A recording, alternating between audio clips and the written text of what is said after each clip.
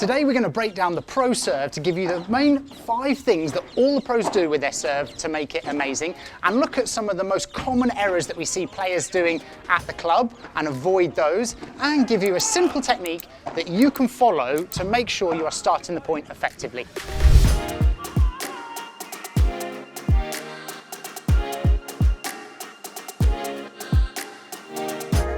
So we run serve clinics all over the world and we teach the serve technique. And then often we see players, and it's infuriating, when they just randomly pick up a ball and they just do this and just get the rally started. Start the point with intention. Step up to the line like you're actually wanting to hit a good serve, and you're more likely to do one. So breaking down the serve of the pros, you will see slightly different technique from the players, but they all have these 5 common things in problem. Like if you look at Gelan as an example, he will start with his feet here and then he'll step into the court. You'll see some players that will start with the feet the other way around. The first point that the pros do is they drop the ball to the side and in front of them, and that way they can actually contact in front and their body momentum will go forward into the court. Number 2 is the full take back. Now you'll see a variety here, and like Mike Yanguas is a good example. He'll have the racket, it'll look a little bit funky. Sorry, Mike.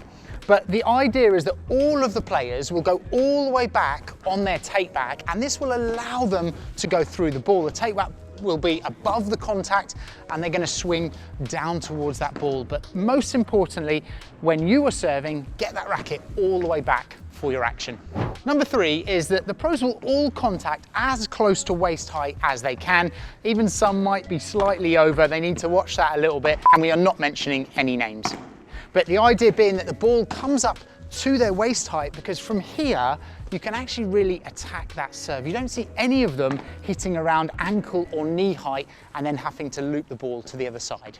Number 4 is that you will always see the players hit the ball with slice. Now there might be a tiny bit of side spin where they come around the ball, but they will all be coming down that ball, hitting with slice, because it keeps it low at the other end. And in order to do that, they will swing down, have the racket face slightly open and brush down the ball, but through it as well. And that way you can have a penetrating serve with slice on it, and it can be aggressive. And number 5 is you will see all of the players get the body momentum forward. And whether they have a little step like Bea Gonzalez, for example, or there's lots of players that might have a step up before they go into the serve, they will hit the serve and the body weight will take them towards the net where they need to be. So if you are not serving and volleying, it's really important you get your body weight into that serve and it will take you to the net. And please, please, please don't be a ball watcher after your serve. Don't hit your serve and then watch to see if it goes in and then go, because you will be late to the net. So there we saw what the pros are doing, their 5 steps. Let's go through common errors that you are doing, and I'm sure you are, and if I look around the courts, I'm sure everyone are doing these errors. The first is contacting low.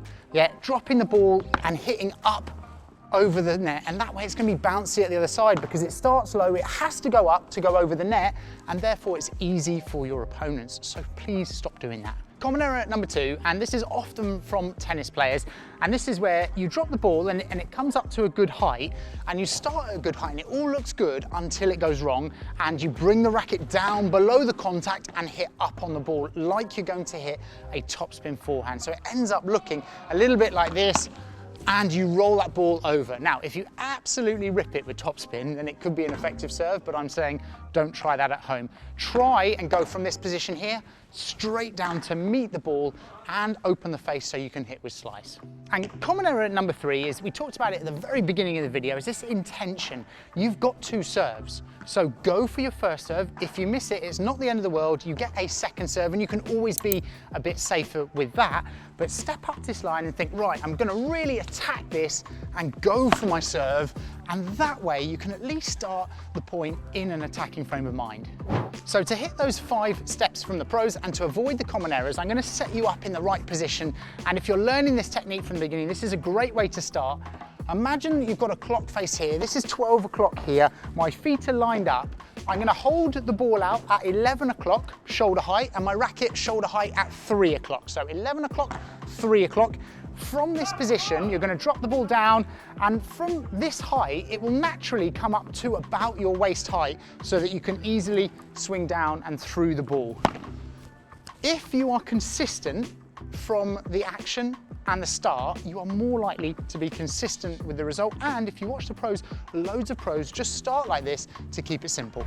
The key takeaway is keep it simple on the serve. Try and follow those 5 steps that the pros do and practice. If this was the tennis serve, all the players practice their serve, but players are not practicing their paddle serve. If you want to see our library or playlist of serves, head up here, and down here, thepadelschool.com, you can find our roadmap where you'll see all of the techniques for all of the shots.